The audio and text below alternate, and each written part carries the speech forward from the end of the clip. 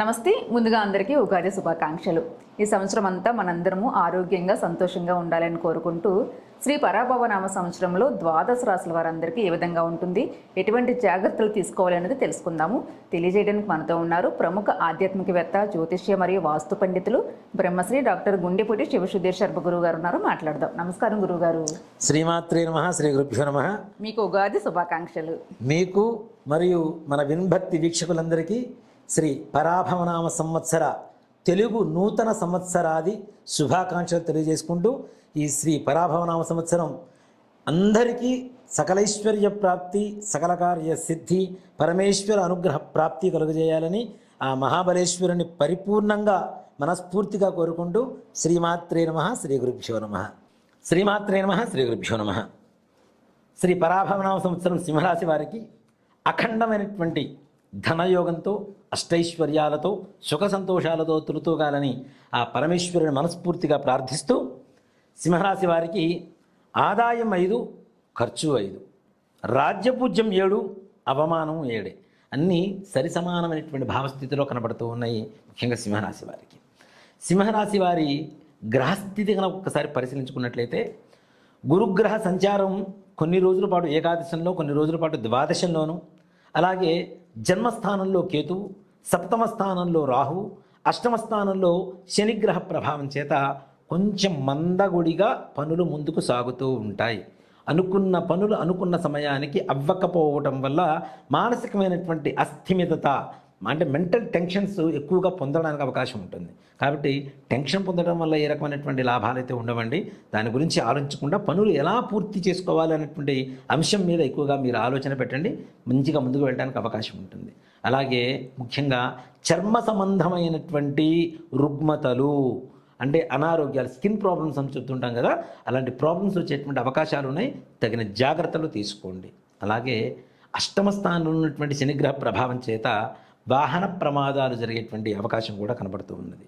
కాబట్టి దూర ప్రయాణాలు అవసరమైతేనే మీ సొంత వాహనాల్లో ప్రయాణాలు చేయండి. కానీ ఇతర రోజుల్లో ఏదేమైనా అనవసరమైనటువంటి విషయాలకి వాహనాన్ని తీయటం, అతి వేగంగా దాన్ని నడపడం, కారును నడపడం, తద్వారా వాహన ప్రమాదాలు జరిగేటువంటి ప్రమాదం పొంచి ఉన్నది. తగిన జాగ్రత్తగా ముందుకు వెళ్ళడం అనేటువంటిది మంచిది. అలాగే విద్యార్థుల విషయానికి వస్తే వీళ్ళకు కూడా జ్ఞాపక శక్తి సన్నగిల్లుతూ ఉంటుంది. అలా అని చెప్పి కంప్లీట్గా ఏదో ఫెయిల్ అయిపోతారు అనేటువంటి పరిస్థితి కాదు. కానీ వీరు ఊహించినంత గొప్ప మార్కులు రాకపోవడం వల్ల మానసిక వేదనకు గురయ్యేటువంటి పరిస్థితులు ఎక్కువ కనపడుతూ ఉన్నాయి.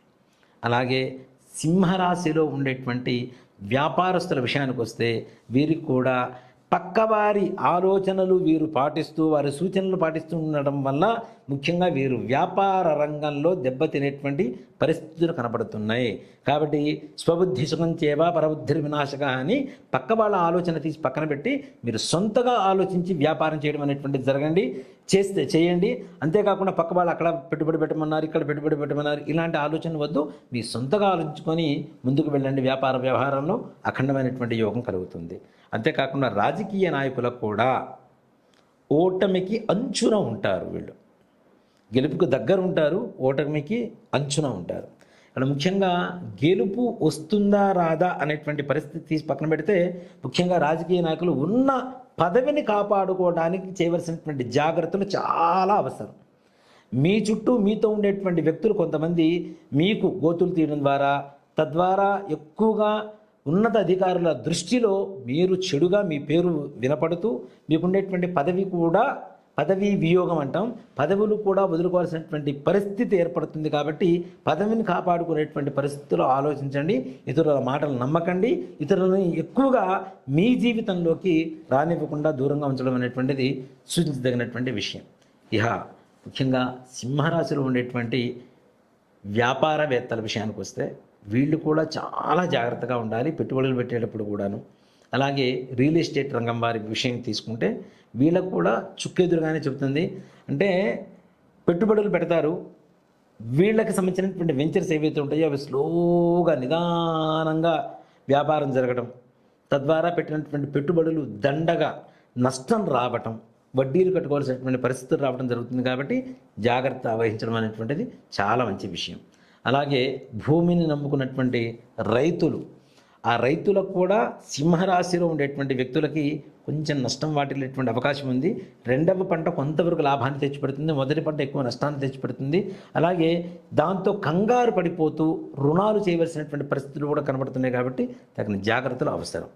అలాగే నాన్న సినీ రంగ పరిశ్రమ, టీవీ కళాకారులు, చిత్ర పరిశ్రమలో పనిచేసేటువంటి టెక్నీషియన్స్ ఎవరైతే రైటర్స్ కావచ్చు, డైరెక్టర్స్ కావచ్చు, మ్యూజిక్ డైరెక్టర్స్ కావచ్చు, సాంకేతిక నిపుణులు ఎవరైతే ఉంటారో వీళ్ళందరికీ కూడాను అవకాశం వచ్చినట్లుగా కనబడుతుంటుంది, కానీ దూరంగా వెళ్ళిపోతూ ఉంటుంది.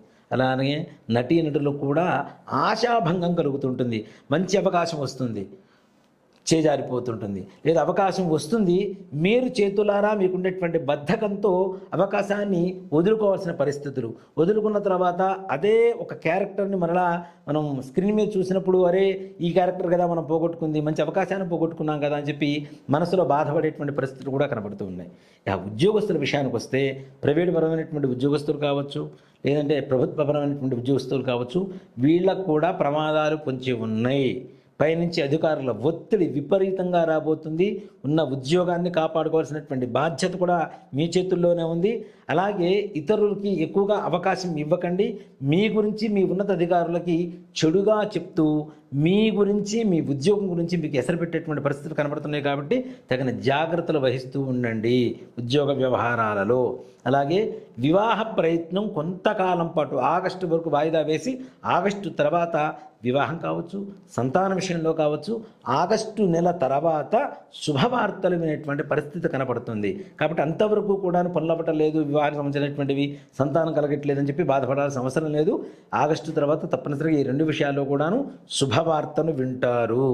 కాబట్టి ఈ సింహరాశిలో ఉండేటువంటి కొంతమందికి ఏవైతే అనుకున్న పనులు ముందుకు వెళ్ళక అనవసరమైనటువంటి ఖర్చులు, అప్పులు చేయవలసినటువంటి పరిస్థితులు, అలాగే అనారోగ్య సమస్యలు, పరువు నష్టం, ఇట్లాంటి విషయాలలో ఎలాంటి పని చేస్తే ఎలాంటి పరిహారం చేస్తే మాకు బాగుంటుంది అనేటువంటి విషయం చర్చించుకుంటే ముఖ్యంగా ఉలవలు తీసుకోండి. మంగళవారం రోజున అంటే సోమవారం పొద్దున్నే నీళ్ళలో నానబెట్టేసుకోండి ఉలవలు. మంగళవారం పొద్దున్నే నీళ్లు తీసేసి బెల్లం కలిపి చక్కగా గోమాతకు సమర్పించండి. అంతేకాకుండా ఆ గోమాతకి గ్రాసము అంటే గడ్డికి సంబంధించినటువంటి ఎంతో కొంత దక్షిణ లేదంటే ఒక గడ్డి కట్ట తీసుకుని వెళ్ళి ఆ గోమాతకు సమర్పించి రండి ప్రతి మంగళవారం రోజున.